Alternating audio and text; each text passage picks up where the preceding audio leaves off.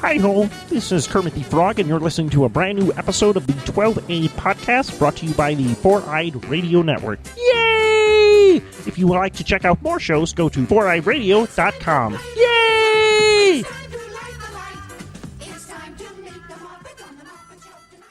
This Four-Eyed Radio production is brought to you by America Joy Print Shop. All your printing needs taken care of in one convenient place. Visit americajoy.com for business cards, flyers, banners, decals, car wraps, and more. Visit americajoy.com. Hey everybody, this is Jeff, and no worries here. There is no shutdown at 12A. We have a good podcast for you. Hey, and this is Steve, and I'm addicted to something. Uh-oh. Welcome to the 12A podcast, where you're going to learn about movies, entertainment, and a lot of other cool stuff. And now, here are two guys who like to filibuster their own show, Jeff and Steve. Another day, another podcast. Yeah, still in business. Still producing wonderful entertainment, still streaming things, still, who needs this government thing? I know, still consuming our entertainment and still here to tell you guys about it. Yeah, and we consumed a lot of entertainment. In fact, we just came from consuming entertainment. Yeah, and almost violating a treaty of the show, too, because it was... well, typically it's something you pay big money for, but right. we really cheated.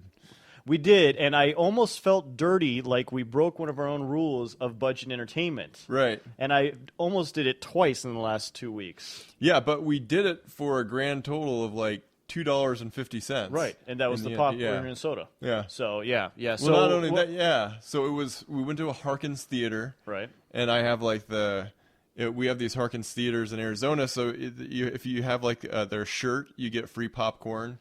And if you have like their loyalty cups, you can get like $1.25 drinks. Yeah, which is like unheard of in the like theater business. Right. Period. No matter where your theater Even is. at the dollar theater. Even at the dollar theater, it's still $5 for a soda. Yes. Yeah. So I upgraded the popcorn. I think that was $1. I just got water to drink. So and then a soda for you. So it was like $2.25. Right. And then our tickets were free. A friend of mine had given me some free tickets. So we went and saw Elysium, which we're going to have to talk about today. We do have to talk about it, yeah. Because we watched the movie together, but we left and didn't say a word to each other because we knew we wanted to talk about it on the podcast live before comparing notes with each other at all. Right. Which was kind of weird, but one of the things we talked about was how it's interesting that back in the day, like when we were in high school, we'd go see a midnight showing of a movie, get out at 2:30 in the morning, then go to the Denny's and have coffee and French fries till 5 a.m. talking about the movie and the wonderful things of life and getting all poetic like you do at 4 in the morning. Yeah. But here we saw a 6 o'clock showing because at 8 o'clock we needed to be home, and then at 9 o'clock we were going to be recording a podcast. And I want to be in bed by 10. I don't know about you, so I'm old. That'd be great, but we've been working on a lot of 12A stuff, which we're going to be rolling out here pretty soon, and it's going to be involved with this network, and we're actually literally working on a project right this very moment. Well, not this very moment. I'm not like editing on my computer or anything, but this week. Pretty much. This week, this last week, upcoming, next week, we're going to actually be doing recording and everything. So it's going to be very, I need to sleep. Yeah? Yeah, that's what it's going to be very. I need more coffee. Yeah. And I know you do too, Jeff. I could tell from the look in your eyes when we were doing the auditions that you were ready for a nap. Yeah, so. I was ready for a nap, But it was fun, and it was enjoyable. And it was fun going out afterwards and all that other fun stuff. So, in talking about the theater experience, you had 2 theater experiences this week. And almost cheating theater experiences. Because Both of them? Both of them. Because I almost paid money, and we're all about budget entertainment. Right. So a good friend of ours, Carly, posted on her Facebook a few months ago, Don Jon, who's in for the premiere one, and I'm like, I'm in. And so we all bought tickets, and it was to AMC, and I paid the $10 or whatever for the tickets to go see it on Friday opening weekend. Right. One of her friends goes to the theater that afternoon to actually pick up her ticket and finds out that the 7:55 showing for me that I was going to go to with her was canceled, and they were doing a 7:25 showing. Right. And the funny thing is, it was canceled because only 4 people bought tickets. Well, those 4 people were me, Carly, and her 2 friends. Right. So we knew the 4 people. It was only us. Right. That was convenient for them to solve that mystery. Yeah. So they didn't have to worry about, really pissed off customers. The cool thing was, though, Right. I got there, got my new ticket, gave me a refund for it, so I didn't pay for the movie. Nice. So I got away with it and got to see Don Jon, which was... it was porn. So It was it was? It was, it was porn. We happened to be talking about this before we started the podcast conveniently. But it was. I was very surprised it only got an R rating, and Jeff had told me that they had to cut a lot out to get it to an R rating. Right. Which I could totally believe. Yeah. It was Jon? on Don Jon. So it was very interesting, but it was a really cool romance story. It really was, because the whole premise is Joseph Gordon-Levitt's character is addicted to porn, and to him, porn is better than sex. It is he would much rather watch porn than have sex with a real woman, because when he's watching porn, he goes to this place that he just has never gone before with a woman, Right. he's just in it. And then Scarlett Johansson's character is totally into romance movies. It's great. They show this one scene where she's in her bedroom, that was her childhood bedroom or whatever, and there's a movie poster of Titanic, everything's pink and princess, everything's romance for her. So for her version of the perfect relationship is every single romance movie fairy out there. tale Hollywood romantic movie. Exactly. Right. So it was really cool, because it's something that's very seriously wrong with people and what they feel like romantic relationships should be, because one's got an idea it should be this porn, one's got this idea it's a super uber romance movie and you should be doing everything for me and we running off to whatever and slaying dragons type of thing. So it was a very great telling of a movie. Julianne Moore was in it, and I didn't realize that, but I was very excited when I saw her name in the credits. And her character was great, and her character is the one that shows JGL what real romance should be like. Because she just recently lost a husband and a son. She's talking about her life and everything like that. And so it finally clicks for him, and it's great because in the first half of the movie, you really don't like him. He is just he's a jerk. His New Jersey, accent is just great, and going to the clubs with his buddies and everything like that. Right. But then by the end, and it really is probably just the last 20 minutes of it, when all of a sudden, he's a nice guy. He all of a sudden changed. He learned the error of his ways type of thing. So Yeah, and see, that's why I think I would have a hard time watching it, because there's some great shows on TV, we've talked about House of Cards, Breaking Bad, Mad Men, these shows like that where it's about the bad guy, and I have a hard time watching a movie where I'm not really rooting for anybody, and you just kind of if they fail, you kind of feel like, all right, okay, well that made a lot of sense, really. They made their choices and everything. They kind of dug their own grave. Okay. No, yeah. So they do a very good job of showing the failure, but the resolution, that he actually learned from it, type of thing, instead of making the same failure again or any other problems or anything like that. So, but it was a decent movie. It was interesting because I went and saw it with our good friend of ours, Carly, and then with her husband, and then with 2 other girls. So it was kind of. It could have been potentially awkward, but it wasn't necessarily, right, because of all of the sex that was up on the screen. So, right.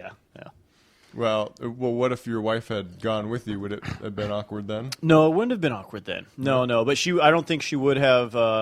She would have enjoyed it as much, because it wasn't a romance movie.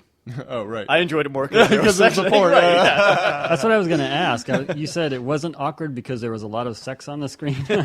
Normally, that's the awkward part when you're in mixed company or whatever. But. And normally it is, but some reason wasn't that awkward. And maybe it's just because I tried not to pay attention. I was just watching a movie, I guess. I didn't want to see who was sitting next to me. You went to your happy place. Well, when Steve's crush on JGL, it's kind of weird to think how Steve processed all that, but I don't want to think about that. You know what thought I did have? Mm-hmm. I thought of a movie that I think would make your brain explode. Okay. If there was a romantic movie where JGL and Jennifer Lawrence got together, I don't think you could watch it because I don't think you could process. I think your brain would just sort of. I would completely agree with you. Like you couldn't go see the movie because you wouldn't live to tell the tale. Right. You wouldn't enjoy the ending because you wouldn't make it. And I wouldn't know which one of them to be mad at when they hurt the other one or anything. Because you know that has to happen in a romantic movie. How dare you do that to... Well, then, he deserved it. Yeah. But no, she didn't. And, that's what would make your brain blow up. It'd be that constant battle because I couldn't choose my favorites. Wow. Let's see if we can get those two for a 12A project and just Let's get see what happens to Steve. Yeah. I don't. Set. I think the same thing. Like I can't imagine Steve in the same room with both of them, meeting them at the same time. Oh, I think you would just shut down. I mean, I you're not the would. shutdown type of guy, but I don't know how you would process that. That might be the one time where you'd catch me silent. I wouldn't know what to do there. He did a great job. I'll tell you one other thing, and then we'll move on from Don Jon. Scarlett Johansson really, really surprised me with her New Jersey girl accent. Yeah. She totally sold it. Sold the princessy New Jersey girl thing all the way down to this one scene, and we totally pointed it out, where she's wearing this leopard print dress type of thing. She played the perfect fake New Jersey girl. Yeah. It was. So it wasn't over the top? No, it wasn't over the top. Okay. It was how it should be. It wasn't like over the top, MTV, whatever that show is, or anything like that. Oh yeah, the Jersey Shore. Yeah. Right. No, it was just like the perfect character. Tony Danza was great too as a father.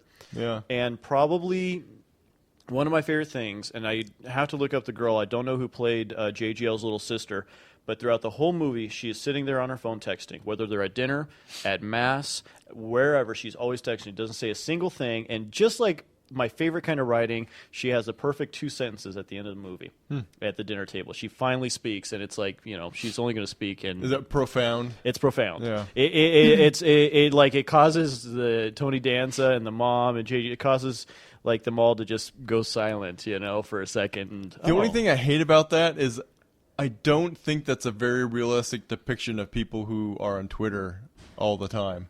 I don't think that they... You don't think that they have deep thoughts? I think it tends to take digging to get to deep thoughts, and most people who post a lot of stuff on Twitter and social media and stuff all the time don't take the time to dig that deep. Right. Because they're sharing their sandwich and you can have deep thoughts, but it has to be in 140 characters or less. Which you can do. I mean, you can actually have deeper thoughts at 140 characters because when you have to cut it down. Yeah, because you have to be very specific and tied down with it. Yes. Well, her 2 sentences. All they told you about her whole entire character was that the entire time she was texting, she was listening to every conversation going on around her. So she was sucking it all and absorbing it, and she found she's like, no, this is why this is like this. Right. Oh. And then JGL's like, thanks, sis. So, but anyways, and he definitely bulked up for the movie. So, yeah. Well, I saw one of the cool things I saw in the promotion of the trailer. It wasn't official promotion, but just like something on Facebook where they posted a picture of JGL and Tony Danza from the movie, and then right next to it, another picture of the two of them from Angels in the Outfield. Oh, nice. And you're like, oh, yeah, it's like full circle. Wow, like, right. That's awesome. Yeah, that's if only awesome. Danny Glover and Christopher Lloyd made cameos in the movie. John Lithgow. It'd be great. I need to talk to you about something and see if you guys think I might be addicted. Okay. I did a little bit of math in the last 2 weeks. Uh-oh. Wow. In a normal 24-hour day, after like work and sleeping and everything, I rounded it, didn't include dinner or anything like that. I have about 7 hours of time to myself. And, and Lucas you say yourself, and you mean wife and dinner Lucas and grocery shopping, whatever else. Outside of sleeping and working, I have about 7 hours a day. Okay. To do all those things. To do all those things. Okay, yeah. To do all those things. In the last 2 weeks, okay, this is the streaming stuff that I've done. I watched 4 hours of Hatfields and McCoys. Okay. I watched these 3 movies, Parker, Timeline, and Maltese Falcon, all about an hour and a half to 2 hours long. Okay. You streamed them all? Yeah. Wow. I streamed them all. Maltese Falcon I had to rent on Google Play for $1.99, but I did finally watch it, Jeff. Oh, good. And then I also, thanks a lot to Sammy, got into a radio drama called We're Alive, and as of this morning, have streamed 13 hours of that I've listened to. Whew. 13 hours in the Wow. last 2 weeks of that one show? Of just that one show, 13 hours. I got through the entire first season and into the second season of it, streaming it.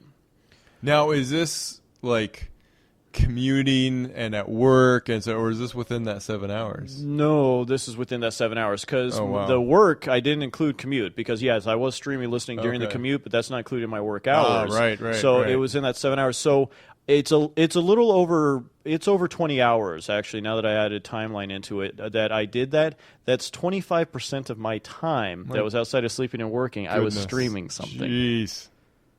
And I still, I had to unplug my headphones as we started this podcast because I was probably just going to start listening to something on my ear while I was Yeah. trying to talk to you. Yeah, and that's the other thing that we mentioned just before the show started is if you add how much streaming music, you know, I mean, that's part of it too. Because how much do you listen to like on the way to work? If that's a part of that, the number two, or going to bed, or you know, whatever. Right. Okay, so here's a way to know if you're addicted. Oh, okay. For 2 days straight, Oh no, no more challenges you and cannot homework. watch anything streaming. You cannot listen to any audio dramas. No TV. I'm at a really, really good part of We're Alive. Like they just Yeah. defended the tower. They're Right. they're on the fire truck right now. Can you do it for a day? I 1 day. what do I have going on tomorrow? Yeah, exactly. That's like I'm not saying you have to do it. I'm saying that's a good way to find out if you're addicted. if you're or not. addicted or not. Well, here's I think a big challenge on that. I mean, if you're not watching it, it means you can't be watching it with Lucas either. Right. And so does that mean Lucas has to do the fast too? Because he's not going to understand. No, he won't get it because that doesn't include, any time in the morning when he's watching Cars or something or some cartoon on Netflix on the Right. TV. I don't So know. do you primarily do the streaming by yourself, or do you watch with Tiffany and stuff? No, usually all those things that I told you I streamed, those movies and everything, that's all I just streamed that myself. Okay. That doesn't include anything that I've streamed because we've watched some of our TV shows because we use Hulu Plus as Right. much as we can now. So we watch some of our TV shows like Brooklyn Nine-Nine and stuff like that. We'll stream it together and watch that. So that's not included in this either. This is just my own That's just personal you. Okay. Oh, wow. streaming that I've done. And, So it's and a that might 20% be, plus. plus, there's If more. you're gonna add all if you want to that. add what Oh, streaming happens with my son and with my wife, yes, there's more on top of that. Wow. And it would be, and maybe for a week, what I should do is just time and catalog everything I stream, and then see if for like a couple of days I could not stream anything. That would be really, really tough. It would. So if I know you and Tiffany are having an argument, it'd be pretty easy to get a hold of you by sending you a text or an email because you're probably connected to. Yeah, well, exactly. Because like while I was watching the Maltese Falcon, I was watching it on the couch on my phone while she was watching an episode of The Voice. And so that's kind of our give and take because there's certain shows that I'm just not that into, and Right. so that's when I'll So stream you still it. have together time, but you're watching different separate things. shows, right? Wow. Yeah, our feet still touch on the couch, but our Wow. minds are watching two different shows. Yeah. Impressive. All right. That is good. All right, That's I might interesting. take you up on that offer. I wasn't saying you have to do that. I'm just saying a good barometer about whether or not you are addicted to something is how hard is it to not do it on a daily basis. I'm really afraid that I'm addicted. Steve will do it. Wow. But it might be like 4 months by the time he gets around to. Yeah, like Yeah, and he'll probably kill me the next podcast we have. Like, Sam, that was a terrible idea you had. Like I feel like after the 2 days, I would be gone for 24 hours straight, just absorbing stuff. Like because I haven't watched the third in the miniseries of the Hatfield and McCoys yet either. Yeah. I didn't finish that up. Right. And there's new things I've tagged. And I know, it would probably be one of those experiences that after 2 days you'd be like, "Hey, did you know that like leaves make noise when they bounce around on the ground? Did you know that we haven't changed a smoke alarm battery in like 3 years?" Which would happen is that you would drive your family absolutely crazy. Yeah. They'd be fan like, on the please go refrigerator?" back to the streaming, Steve, please. Well, I might just as a own personal medical test do that, but I'll do it next week because this week I'm going on a little road trip, so it'll be my time will be filled up. But during like a normal week, I'll see if for like 2 days I can survive without streaming anything. Like, I won't even stream music because I'll do that like while I'm working. Like, if I'm doing the dishes or something at home, I'll have music playing in an ear just to, whistle away work type of thing. Yeah. So. All right, well, now that we've beat up on you a little bit, Steve, let's jump into a little segment here. Okay. It's time for This Week in Film History. With Stephen Maston watching your homework assignment, Maltese Falcon. Yeah, I did it. Finally, it's been like a month, but I did it. I still haven't returned your DVD. I didn't even watch the DVD because it's too hard to put a DVD into the DVD player. Yeah, because you can't fit a DVD into your phone. No, so I just streamed it. Yeah. Oh, God. You are addicted, my friend. I had the DVD. I'm going to give you a clinical diagnosis right now. If you can't get up to put a DVD into a DVD player and you end up streaming it instead, that constitutes addiction, I think. And I paid $1.99 on Google Play to stream it because that was the only place I could rent it. Oh, man. Because you couldn't do it for on Netflix or anything, but I found it on Google Play. So I had it for free, sitting on my counter, 8 feet away, and I streamed it on my phone. Steve, not only that, you paid $2, so and you didn't $2 have to get up and put that into a DVD player. Steve, you don't need to do the fast. You have an issue. Yeah, I was going to say, you should see a counselor right away. I know we did the segment to stop beating up on you, but I think you do have issues. Oh man, this is bad. So anyways, the movie. What are Yes. your thoughts? I'm anxious to hear. Okay, so here's my initial thoughts. Sorry, to put my coffee mug down there so I can get animated into this. I watched the movie while the voice was going on, and so sometimes when I'm watching a movie, like I'll use Parker for instance. Did you get the two Statham confused? one. No, I didn't get it confused. But with like Parker, the Jason Statham movie, Right. it was very easy for me to watch that movie and watch what was going on the TV. I'd go back and forth. I didn't miss a thing for Parker. I knew exactly what was going on the whole time. I knew what action was coming up. I knew why he was fighting this guy. Blah blah blah. I knew all of that, but. I could not do that with the Maltese Falcon. The voice was going on, and Tiffany would be laughing at something, and so I'd look up, and then I'd realize, oh crap, I missed something here going on. It was interesting to me because I almost wondered. Movies nowadays are definitely written to dumb down a little bit, Right. And I after you and I just finished watching Elysium, I very much so feel that way because I knew everything that was going to happen in that movie. Yeah. And so, but with Maltese Falcon, like, oh my gosh, there's 2 people dead and this chick, and I'm only 14 minutes into this movie. Right. Yeah. You need to pay attention to what's going on, and it's very clever, and even Humphrey Bogart's character didn't, like, you're learning things as he's going along with this whole thing, and it was done so well. The storytelling, even if it was an older movie and sound effects weren't that great or music or blah, blah, blah, whatever, I was engrossed in it because of that, because it forced me to be. I couldn't be doing anything else and watching that movie at the same time. Yeah. So I really enjoyed it. I did. I liked, what's the name of, I can't think of it, who played the fat guy in the movie that was... Greensburg? Yes, thank you. Yeah. I loved his little character too and everything. And man, when I saw him in the suit and just how big he was and imposing, and it just was like just little things like that. That was like, I hope they did that on purpose, Yeah. with the way the suit was and stuff. So, but anyway, so I enjoyed it, but it was definitely a movie you have to sit there and watch. Yeah. Mm-hmm. Yeah, it was interesting. The movie is really sort of the quintessential film noir that people look at. So the typical PI, high contrast, play with the shadows and all that. When the what's his name, Miles or whatever, when he gets shot in the very beginning and everything, Yeah. it's such a dark thing, and the way he gets shot, and then the fallback, but you can't see or make out anything at all. Really, Right. yeah, it was exactly what it was. Yeah. Yeah, and what's interesting is before that he did The Big Sleep, I want to say it was. No, that's not right. The Big High Sierra, that was it. Okay. So Humphrey Bogart was like later in his career when he was getting to that point, but he really didn't have any breakout, and he was typically just like the gangster guy or whatever. And he finally did High Sierra, which is like this gangster film, but he was like the lead, and it was a really good, juicy role. And so we did High Sierra, and people were like, oh, okay, all right, he's getting some attention. This did really well. He did a great job, whatever. So then they gave him Maltese Falcon, which he really wanted to do, and another guy didn't really want to do, and so he fought for it and got the role.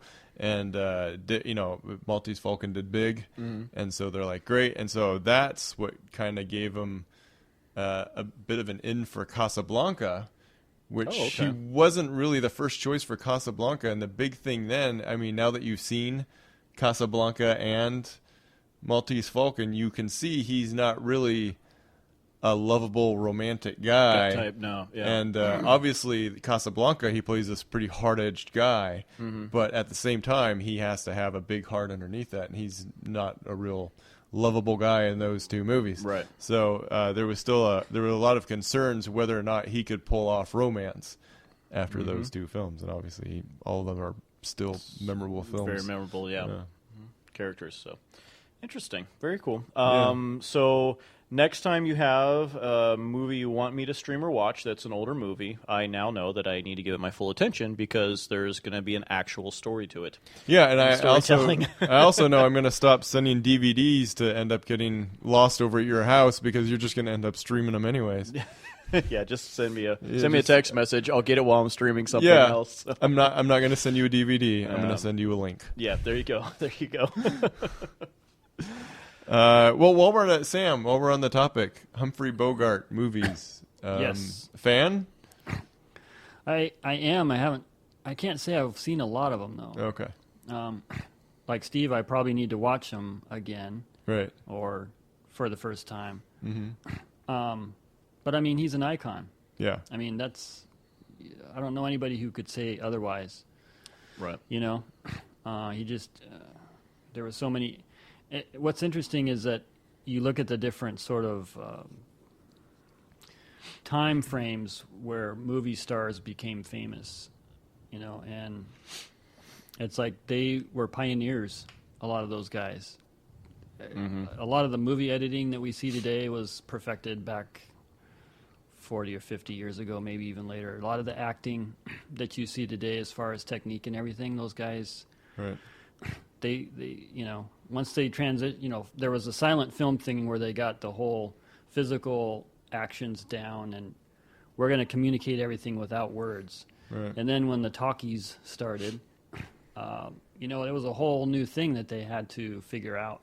Right. And it's like, to me, it's that those I don't know if it was a golden age or not, but it's like they pioneered a lot of what we see today. So when JGL is doing his stuff, you know, in what was the name of that movie? Don Jon. Don Jon, thank you. Right. Probably a lot of the technique that he learned, those guys back then had already perfected or created whatever. or Yeah. tweaked or whatever, and it's like, man, Yeah. you know. So yeah, maybe the sound effects and the stuff, or maybe this was different, or maybe it's not as good as today, but a lot of the sort of the core meat of what makes a good movie, what makes a good actor, what makes a good character. Right. It's like, you know, those guys did it. They were the pioneers in a lot of ways. So Yeah, what's funny is I'm reading through the book of Ecclesiastes, and it says, you know, there's nothing new under the sun. Everything's already been done. And I was like, was King Solomon a filmmaker? yeah, exactly. Well, I mean, they had plays. You know, they had the amphitheater or Yeah. whatever back then. So, I mean, but Yeah, for so- film, he wasn't a filmmaker. You're right. Yeah, I'm guessing not, but we don't know for sure. No, we- technically, We're gonna find some Totally old different. Yeah. rock camera from right. that era.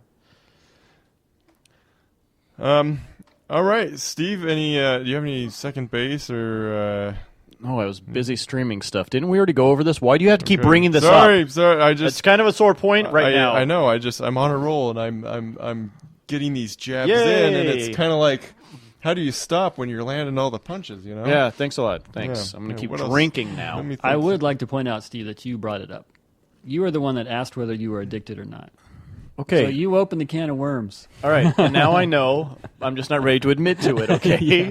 I know what the steps are. I got you. All right, here we go. Let's hop into one more segment here, and this All right. is one we haven't done in a long, long time. Oh, boy.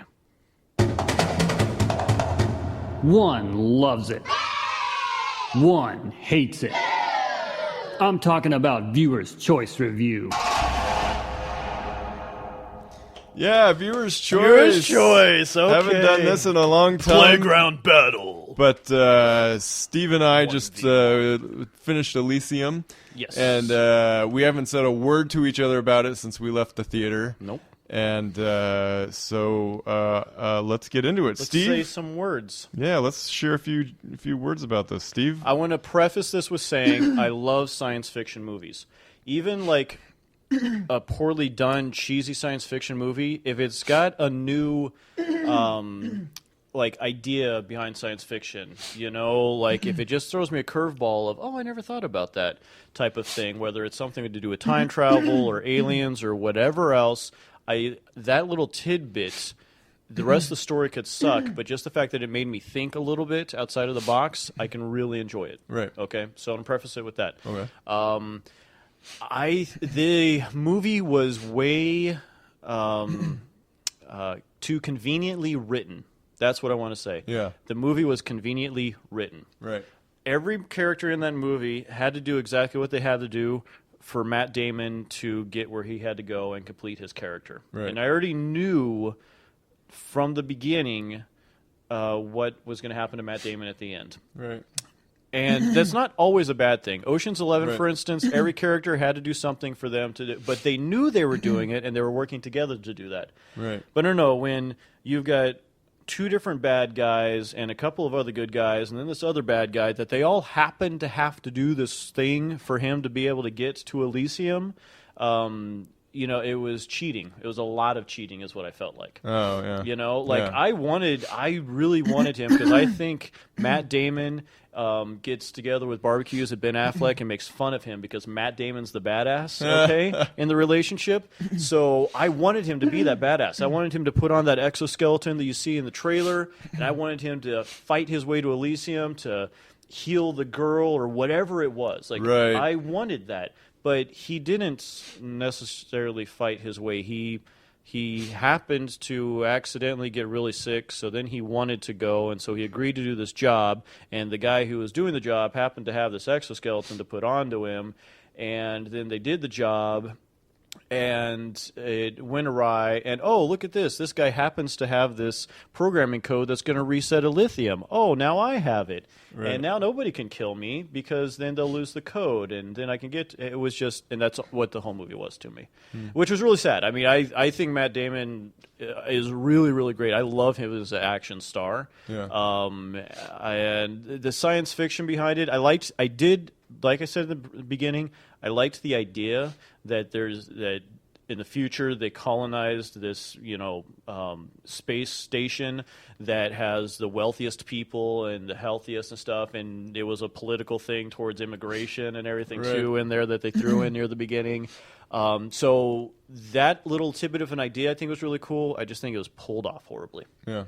Were you happy with the action in the movie?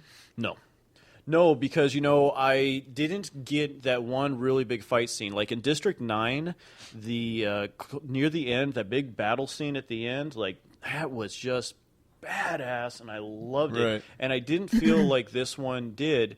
And even in the action scenes, they didn't stick to the same type of cinematography in them.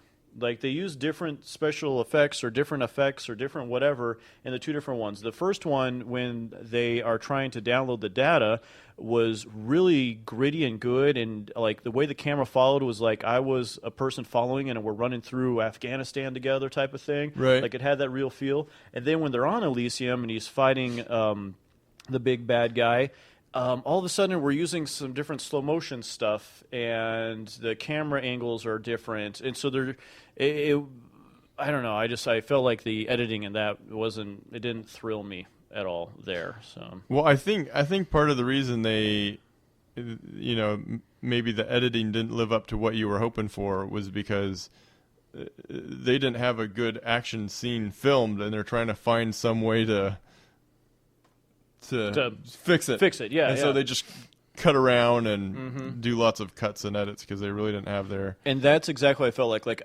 if I had to pick from everything, I think the best action scene was when they crashed that first pod when they're trying to download the data. Like, Right. that was a decent action scene. I think that they filmed that one purposefully, but yeah, you hit it right on. I think in the end, the final battle type of action scene, they had like 4 cameras up, hit record, did it once, and then good luck editing this together. Yeah. You know, type of thing. So that's how that one felt. So yeah, I wasn't that impressed with it. So I'm actually kind of surprised. I thought you really thought you were going to love it, and so I'm on my way home, and it was one of those movies that I enjoyed. You know, did you have a good time? Did you enjoy your 2 hours? Yeah, it was fun. definitely, yeah. You know, I had a good time. There were some good characters in there, and there was some good scenes here and there. I loved Shartle, I think, the guy from District 9 who played the bad guy. Played bad guy, yep. I thought I love him so far in everything I've seen him in. Yep. And I kind of love the look and the style, and I love the way they pulled off the 2 different worlds and sort of the art direction of it. And so, I love Matt Damon's character, even though I didn't love everything they did with it. You know, his snarky attitude and how he pulled it off and stuff like. Yeah, I did like his first run-in with the police and Yeah, stuff. that was and, funny. Hair products, yeah. Yeah, so it makes for a really good trailer. My sort of bigger issues with it were with a lot of the things that you were talking about in terms of making things convenient for the screenplay. But my bigger issue is that it didn't make it. It's almost the opposite of what you were saying in that it didn't make it convenient enough to the point where it really made sense. So I'll give you an example. So he didn't learn anything. Like, he's not a boxer. He's not a soldier. He's just a guy. And you know he's lived off the streets, so he's got some cred to him, whatever. Yeah, you know, he'd been in prison for a while, they say, and blah, blah, blah, is car thief. Right. Yeah. But there's nothing he learns throughout his journey that makes him defeat the big bad guy at the very end. He, you know, I remember the bad guy, had them, down near the end when the villain, and you guys might just want to fast forward because if we might give some spoilers here. Yeah, we should probably spoiler alert this right Spoiler now. alert. Yeah. So, and they're having the big fight, and it's at the typical part where the good guy is down, and it looks like the bad guy is going to win, and you know he's going to do something to turn the clocks, and he does. But normally, what happens is the hero learns something along his journey that helps him figure out how to beat this bad guy who's bigger and stronger than he is. And there was none of that. He just he made the little comment about the girl, and somehow he found the energy. And that was another part of it that I didn't like was, I mean, even if you say, you take the cerebral route and you say, okay, well, forget about the motivation for the action scene, about his decisions, it had to do with the little girl. But the thing is the little girl grabs his arm early in the story and tells him the story. But I don't know why he's listening to the story, because he doesn't want to be there, and he's trying to protect him. And if he's, the little girl doesn't physically stop you from going out of the room. If you don't want to be in the room, just walk out. Like, there was no reason for him to sit there and listen to the story that he didn't want to listen to. No, there wasn't. But he had to, so that he could have some little inkling of emotion, so he can make a choice at the end. Yeah, I hated that. It was such a terrible device too, because there's no reason this story that this girl tells should change him, because it's just a story and it's not that impactful. No. And something should happen in the main character's life that relates to that story, that those two things together make an epiphany for him, and he changes. And there was none of that. There was no epiphany. Nothing really happened to him. He just sort of decided to change because somehow he figured it out. It was the right thing to do. And so I didn't like that. No. Let's pause for spoiler alert. Yes. I was not saddened at all by the fact that he died. No. I saw it coming as soon as, what's his name, which he was great in it, from Arrested Development. What's his name that played the programmer that was on Earth? There was someone from Arrested Development? Boy, we're fired. Oh Anyways, I knew he was going to die as soon as he was coding that stuff. And the guy who plays Job. That was him, right? No. No? Who was it that played... Who played the programmer? You mean the leader of the Resistance? Diego Luna? No. Oh. That was part of Elysium, but he was on Earth. When he gets at the metal workshop or whatever it is. Oh, the boss. Yeah. No, that was William Fichtner. That was this guy. Fichtner. That's right. He's been in a ton of stuff too. That's why I mistook him for. Yeah. Because he's been in Prison Break and everything Okay. else. But anyways, Yes. I did like his character. Yeah. But as soon as he was done with the programming, and it was a program that the only way, if you didn't decode it right, it was a lethal, I was like, oh, okay, well, that's how Matt Damon dies. And when he did die at the end, and he made that choice, I wasn't really saddened by it. Yeah. It wasn't an emotional thing like it should have been, you Right. know? So even when he's saying his little few words to the girl at the end over the intercom, Yeah, Yeah. you're right. I felt a lot of the same. I didn't figure it out as soon as you did because I'm not that smart. As much as I love movies, I'm not smart enough to get that far ahead. But I was far enough ahead that I knew it was going to happen before it did. Mm-hmm.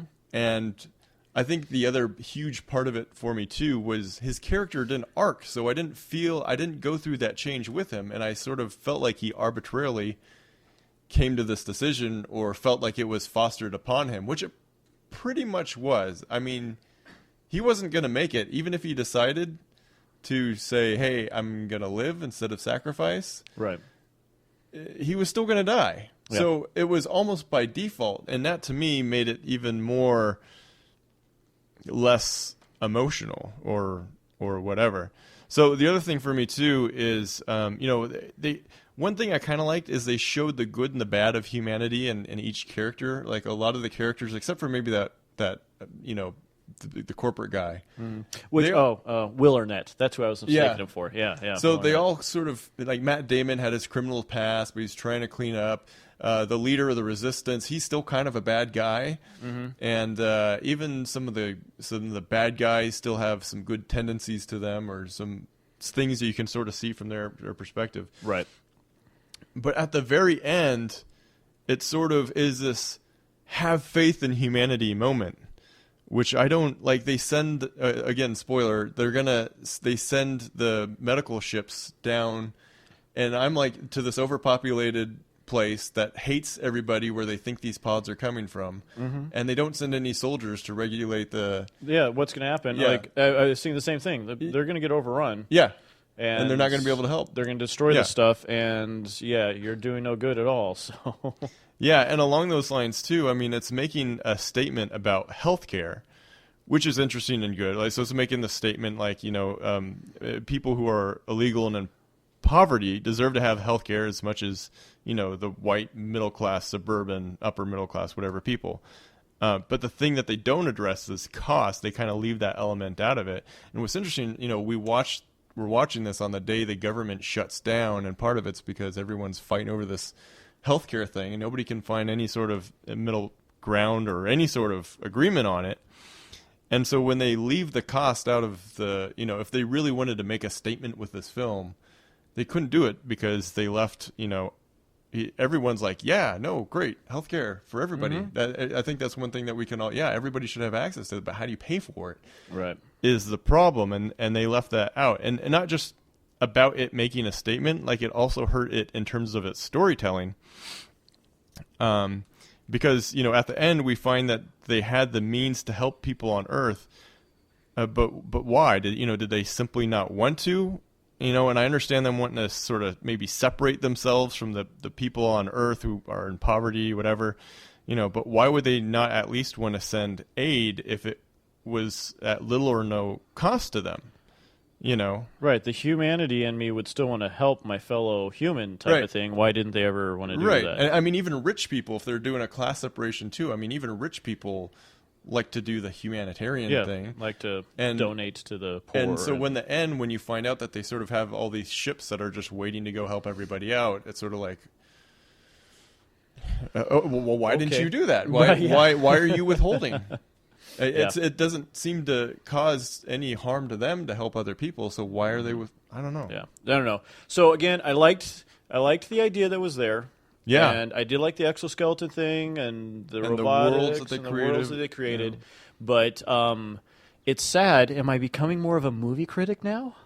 That I can't just sit there and enjoy it? Well, no. Do I need to quit this podcast? Yeah, no. I think because from your perspective, and I get it. the trailer had the exoskeleton thing, and you think it's going to be this badass fight scene. So I think you would have enjoyed it more even if they at least had some badass fight scenes in it. True. So, I mean, if there was some... I mean, because how many times have we seen a Stallone movie or a Schwarzenegger movie or The Expendables, you know, and you have a really good time watching the movie because of the awesome fight scenes. So you forgave everything else. So you forgive everything else, but the thing is the action just it didn't come through enough. Mm-hmm. And the sci-fi and the world that they created was there, and that's why I still kind of had a good time watching the movie. But it wasn't enough to make it a good movie. Right. Okay, so I have a question for both of you. Okay. Based on that. So, one of the things you had mentioned, Steve, that you tend to do, like when you watch Maltese Falcon, is you were streaming it on your phone. Mm-hmm. Your wife was watching something else, so you could kind of divert your attention. Right. Right.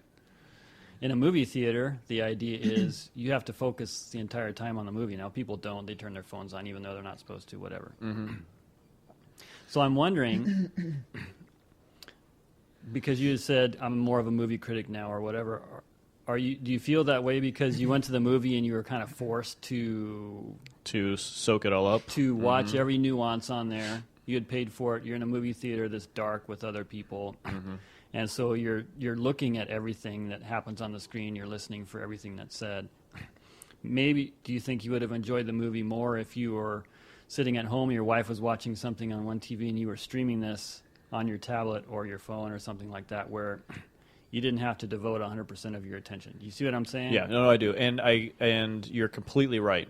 If I had watched that movie, streaming it on Netflix in a couple of months or whatever, I wouldn't have been such a critic of it because it didn't soak up 2 hours of my life. I was doing something else while I was watching it. Mm-hmm. Not that, I mean, but if I wanted to be honest, it was not a good movie. Now, because there are movies that I can go sit in with a theater and walk away and like, man, that was a great. I felt that way about Inception. I saw it 3 times in the theater because I just loved that it made me think, type of thing, and I didn't necessarily know how it was going to end and stuff like that. But yeah, you're totally right. If that was a movie that I had seen, but same goes for a Schwarzenegger movie or something nowadays too. I enjoyed it more. I would enjoy it more at home, where I could pause it and do something else, or something else is going on in the background that keeps me entertained. Because I know how it's going to end just from knowing the story writing process and stuff. Yeah, I think for me it's the opposite.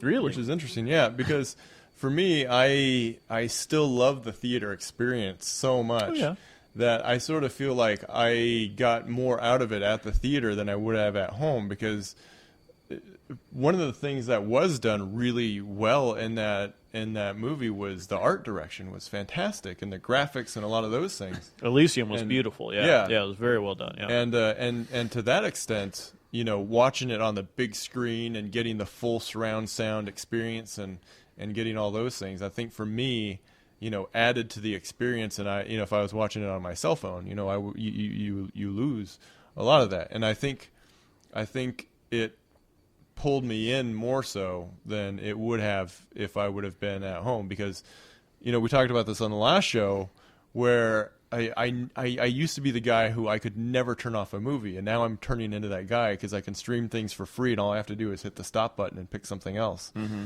And you can't do that in the movie theater. You made a significant investment to be there, and so you really want to give this movie every opportunity to enjoy it. So. Mm-hmm. I think I got more out of it with the theater experience than I would have at home. Yeah, that's interesting that you say that too, because I don't know if it's just because I'm older or whatever. I would rather watch something on my big screen TV than on my laptop or on a tablet.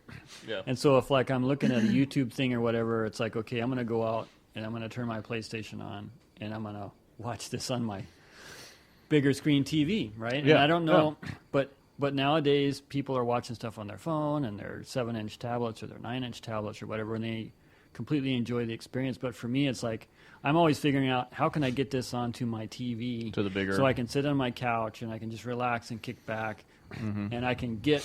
And it's kind of like what Jeff said. You're seeing a bigger screen, so maybe you pick up a little more of the detail of this or that or the other thing. But I don't know. It's just like a weird experience for me. It's like I can either sit here and watch this on my computer, or I can go out in my living room and watch it on my TV, and I'm going to watch it on my TV. Yeah, that's my choice. Well, and because you got a good point though, Jeff. From the art direction standpoint of it, I'm not going to pick up on my 4-inch screen on my phone just how beautiful the movie could be, right. type of thing. And at the same time, I think back, Tiffany and I went and saw last year or whenever People Like Us in the theater. It was a romantic comedy thing. I had done a second base for $1 for it too, and I really liked the movie, and I really enjoyed the characters and the storytelling. But if I had been streaming that or watching that at home, I wouldn't have caught as much as I did by being focused on watching it in the theater. So it could go both ways. Yeah. I would have enjoyed Elysium more if I was streaming it, but I enjoyed People Like Us more because I watched it in the theater and was able to soak up what they're trying to tell me. Otherwise, I would have missed a lot of that stuff. So and it's interesting because like technology has allowed us to consume a lot more content. With your phone or your tablet or your laptop or whatever, you can sit on a bus, you can sit in a car, you can watch things where you normally, you would have to be sitting in front of a TV. You don't have to anymore. Is this another jab at my addiction? No, no, not at all. Actually, I'm saying it's kind of cool what technology does for us. But for me personally, it's like I still want to go back to that experience of, okay, how can I, relax and watch this on my TV? Mm-hmm. Even though, it's a lot more convenient to watch stuff when you're not in front of your TV. And I think that's a cool aspect of it. But you're right, I think sometimes we lose things because we don't get to see it in a larger experience, know, and so you don't pick up on stuff. And yeah, I don't know if that's good or bad. I mean, it's a new generation. People are seeing stuff on their tablets now, and it's like maybe they're going to grow up and think that's, I don't know. That's it's weird. the normal thing. Yeah, it's interesting. What'll be interesting is the direction then that filmmaking is going to go. Right. And how it's going to get produced. Because you can do stuff for a much lower budget if you're going to get away with a lot of cheats because people are going to watch it on 7 inches instead of 107 inches, So it kind of breaks my heart because it's going to be sad. We're not going to... we might eventually at some point lose way to these blockbuster movies type of things. So. Well, it's interesting because it's like the TVs are getting bigger, though. I mean, you're getting these 4K televisions now that are 105 inches, and they're bigger than they've ever been. So it's like somebody's buying those. Right, yeah. So it's like that's what's interesting to me is I don't know which way it's going to go. It's like people are going to watch stuff on their phone, but then they're also going to have 150-inch screens to come home to that, I never had when I was growing up. It's going to be big as your wall. Mm-hmm. And it's like, wow, okay, totally different experiences. Yeah. But both of them are just as valid, I guess. Yeah, well, I think what we're experiencing is growing pains right now because we have all this technology and storytelling is kind of behind. They kind of make the technology and let the storyteller sort of catch up. And we're in such a heightened state of growth in all this. I think the storytellers are still catching up with the mediums. And what you're going to find is you don't tell the same story for the same medium. You can tell a story that's going to be viewed on your cell phone differently than something that's going to be in the theaters. Now, maybe you'll have access to it on your phone the same time you can have access to it at the theater. But from the storyteller's perspective, it's made for a certain type of medium. And I'll give you a really good example. The best theater-going experience in my life was this year when Jurassic Park came out and it was released in 3D, and I saw it in the IMAX. Mm-hmm. I've seen that movie 20 times, and the first time I saw it was on a VHS pan and scan on a 19-inch tube television set. Yeah. And I've seen it in various formats since then, but I never saw it in the theater. Mm-hmm. And I went to an IMAX, and with the sounds of the dinosaurs and the 3D, and I'm typically not a 3D guy, but it was amazing. Yeah. And the way that the 3D was involved in terms of telling the story and the way it made you appreciate the cinematography in it so much more. It was unbelievable, and I could never watch Jurassic Park on a cell phone. It's not a It's not a movie that was made for the cell phone. But you know what it is? HOA Police. You can watch HOA Police on your phone because it's just a silly little web series. Yeah. And there's not these, the sound's not great. The cinematography is good, but it's not. It's not Spielberg's with all the depth and stuff. It's told with a sort of documentary reality show style. Right. And it was great, just to give Derek Please do. Derek did a great job with the cinematography. He did. But it was told. It was a story that we told for a particular medium. You don't need to go to a movie theater to see that story. Yeah. So Yeah, you don't need all the little nuances that you would find on a 40-inch or 40-foot screen or whatever. And to go to your screen point about wanting to watch something on your TV as opposed to your, your computer, but still, how many times have you watched a YouTube video of somebody being kicked in the balls, or a cat making a stupid face or something like that? That's perfectly fine to watch on your, an old Johnny Carson clip. Yeah, it's great. It's 5 minutes. It's on your computer. It's great. Right. It's perfect for that medium. Mm-hmm. Yeah. But for a movie. And what type of movie? Like that's you were what I was going to say. Was you really, really, really got to force me to go see a comedy in a theater, right? But because I feel like that's more the jokes type of thing. That I'll get this laugh regardless of what the size of the screen is. But something like a Jurassic Park or a big science fiction, like Independence Day. Man, when I first saw that in the theater. God, it was so awesome. Right. Yeah. And when they did the re-release for the anniversary special years ago for Back to the Future, that was so much more better on a big screen. And I was like you with Jurassic Park. I'd never seen that before. It was as a VHS on a little TV my whole life, and now all of a sudden, it's a very different feeling. But the type of movie is very big. I have a hard time with romantic comedies. In a movie theater, any of that stuff. Action movies would be the ones, or sci-fi movies that I'd like to see. So. And another one, too, is The Artist, that I tell people. A lot of people rent the movie and watch it at home, and it's good. It's a fantastic movie. It's good to watch and stuff like that. But if you miss out on that theater experience, the audience participation, the laughing, the crying, the clapping, that really loses something, too. And another example of that, too, is I saw the 40-year-old version on a DVD in my house, and I saw Knocked Up in a crowded theater like opening night. Okay. I didn't like 40-year-old version, but I loved Knocked Up. Really? And they're not that different of a movie. Yeah. Really. And I think a part of it was just having everybody laughing along there with me, and just that sort of the energy. You can call it peer pressure, you can call it energy, but it's really having that audience shared experience dynamic really changes your relationship with what's on the screen as well. For sure. That's what the midnight showings were so great for Matrix and the Star Wars and Lord of the Rings and everything else, because it was hardcore fans. It was people that really enjoyed it. So we need to start, Jeff. I just looked it up. We need to start, and maybe this will be, instead of that Viewer's Choice Award, maybe we'll redo that. I love the sound for it, but start calling it Playground Battle or something else. I love the kids clapping and booing in that one. But maybe you and I, to keep with our budget thing, need to start going to the dollar theater a little bit. Yeah. It's under the budget, $2 thing, but we're still getting the big screen. Yeah. They're all digital now, so we can still get that. I just looked, Pacific Rim, that's a big budget thing. I never saw it. I don't know if you have or not. So, let's go see it. So that's a big budget sci-fi type thing that you should see, right. For that. So I don't know. Maybe we need to start doing that, though. Yeah. Yeah. Do some dollar theater dates thing, and then do a little more of this Playground Battle. I kind of like it. So. Yeah, it was fun. I've got some speed rounds for you, but I also have a Jennifer Lawrence tidbit. I told you I was going to make this into a every 2 weeks podcast podcast thing. Word right too, which I'm really impressed. I practiced in the mirror. You practice in front of a picture. Yeah, I do. Yeah. Okay.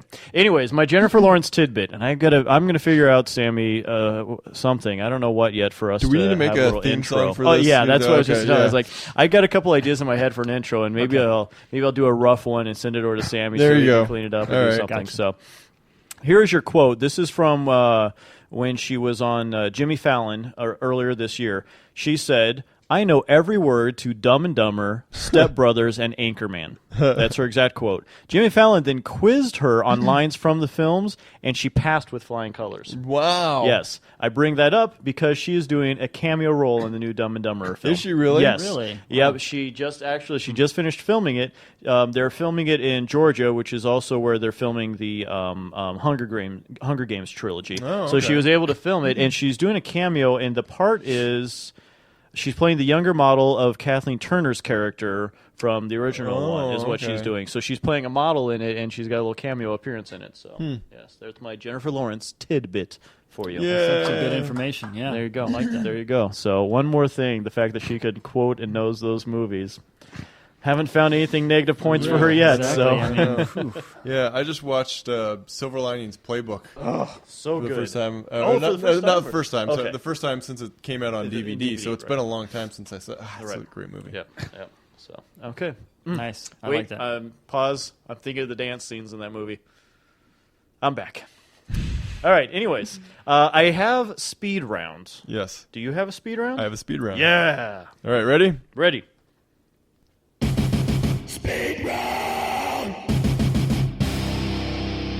Yeah. All right. Do you want to know the theme of your speed round? Yes. And by the way, my phone's down to 15%, so I hope I don't lose it. It's girls.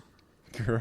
Girls is the theme of your speed round. Is this in honor of Don Jon that you watched Yeah. this past week? Yeah. Okay. I was like, I'm gonna kind of see if I was thinking Motley Crue. Girls. I wish I had that. Darn. Hey, are there any more of these questions that I'm probably going to regret after I give the answers to? No, I don't think so. No, I don't think so. I just want to clarify: is this for Jeff, or am I going to get sucked into this somehow? I will clarify. This is strictly for Jeff. Okay. Whew. Oh, good. I can Strictly just for run the Jeff. board. You just run the board, just run Sammy. the board. You're out, right? You don't have yours is for All me. right. Yeah. No, yeah, girls laid on me. Okay, girls. At the age of 15, who was a girl you were in love with from TV or movies? Who was a girl that you were like enamored with, or something that you saw on a TV show? You know, The first thing like that a high came- school crush girl, right? Yeah, from the movies or something. The Pink Power Ranger, Amy Jo Johnson. Oh, there we go. Wow, nice pull out. All right. There's too many of these references that I can't take seriously now. Didn't the I'm Power sorry. Rangers wear helmets? I don't get that. How could you even see? How do you know what she looked like? Yeah. It was all this tight suit. So, at the age of 30, what's the girl you'd have a crush on? We went from 15 to 30. What's the girl that you'd have a crush on, or movie 30. theater crush on? Well, I'm over 30 now. Do I need to think back a little bit? Just pick one from now. That's fine. Yeah. Okay. I'm sure there's a really. You're thinking too hard. I know. Well, I know. It's there's- okay. Jennifer Lawrence is an acceptable answer, but not now that I gave it to you. Yeah. No. I mean, there was a period. Well, 30. Okay, a few years ago, maybe Scarlett Johansson. I think she's kind of starting to get on my nerves now. Yeah. But no, I could totally agree with you there. All right. Good. Only a female, and this could be any decade, whatever. I'm not going to action star girl. Wait, what's the question? A girl, your favorite action star girl. First one that comes to your mind. Not even a favorite, just first. When I say action, star Today? girl. Any decade, I don't care when. Mia Jovovich is the first person that comes to mind for me. Nicely done. Delicious. Wait, Fifth Element in my head, and we're back. Okay. This one, I have a tough time with this one, but I'm sure you'll have an easy time with it. And I'm going to ask you to name two of them, because I think you're going to pull one from the 50s and one from the 2000s. All girls, comedian in a TV or movie. Are we talking about like? What I say, comedian, funny, makes you laugh, female. Oh, okay, just the first girl. First no matter girl, what. no matter what. The first one that came to mind was Lucille Ball. I knew. Okay, I was thinking that was going to be because your older one, 50s. Yeah, she is certainly epic and carved a lot of trails. And maybe Tina Fey. Tina Fey. All right. Certainly All right. done quite a bit for Nice. comedy lately. Nice. My last one that I had for you, and this one we've kind of answered already with the first two questions. But if I just said sexy, what's the first thing that comes to your mind? Halle Berry. Okay, thank you very much. Nicely done. Different you. answer for sexy. I liked it. Thank you. It's like, since we already asked for your 15 and 30 age, I didn't know if you'd have something different. So, all right. Yeah. So there's all the girls. Okay. Cool. Yeah. Cool.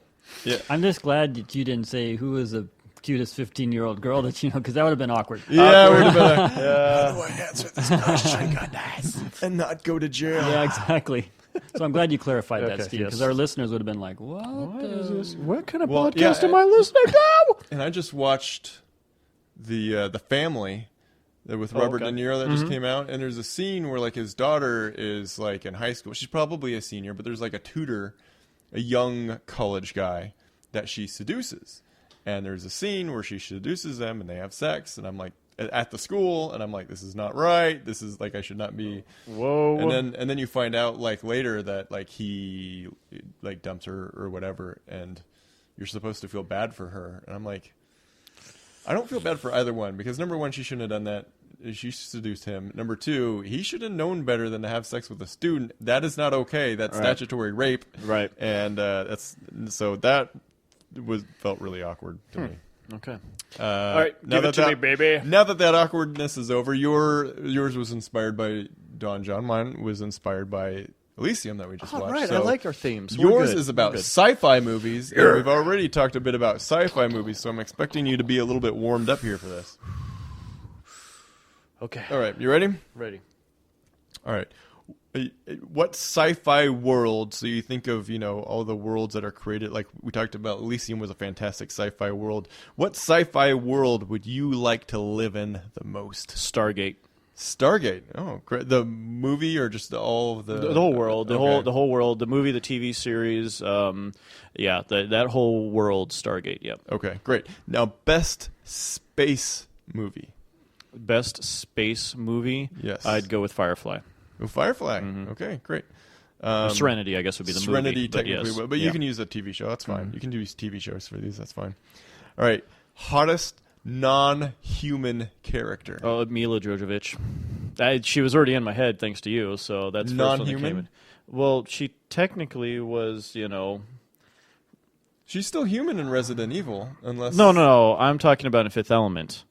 Oh, Yeah. She was, nope. Mila, Okay. Yeah, Right, she okay. was trying to learn the human culture, so no, Okay. I was still had orange Yep. stripes in my head. So. No, gotcha. All right, that works. That wins. That wins. All right. Best sci-fi villain. Ooh. Well, the first one came to my head just because it was what's his name in Fifth Element. He's such a great Oh yeah, Gary jerk- Oldman's Gary Oldman's character. Yeah. That was a good, entertaining, just pure evil guy. Yeah. So I'm gonna go with that one. Okay.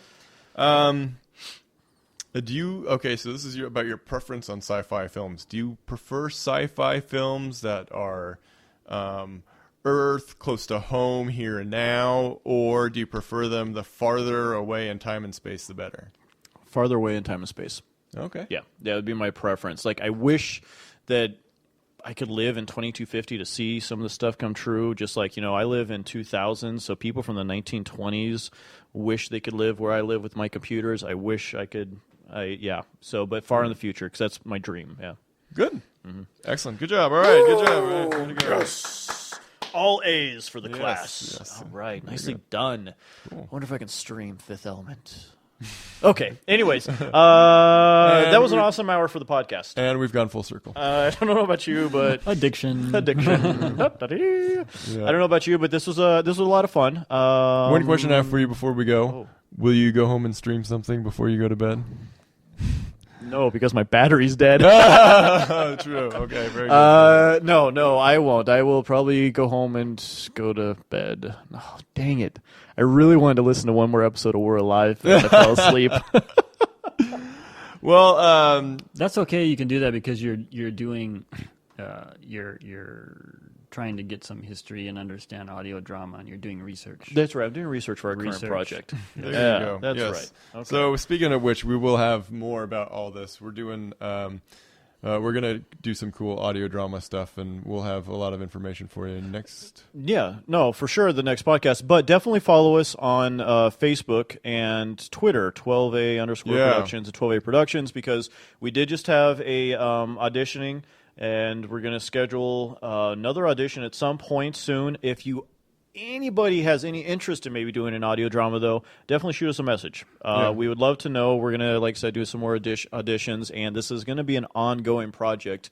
We've got at least 3 scripts in mind right now that we want to produce. Yeah, so. and part of we have 3 scripts in mind right now, but part of the future of us doing this is going to depend on you guys and whether or not you guys like it or not. So if when the stuff rolls out, if you enjoy it, share it, like it, comment, let us know. Because if it's not something that you guys enjoy, then we would rather move on to another project and do something you guys are into. So because we like to entertain. Yeah, that's what we do. Yeah, so we do this to entertain ourselves, but we also do it to entertain you guys too. So, anyways, thanks for joining in on our show. We'll catch you next time, the next couple of weeks. But hopefully, you will stay in tune to the social media stuff to keep track of everything we're doing.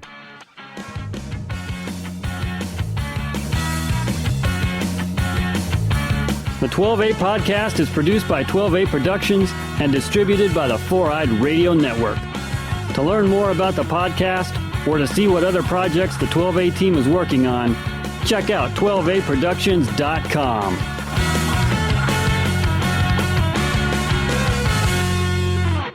I'm going to stream something on the way home. I know when I walk home, I'm going to stream something. Addiction.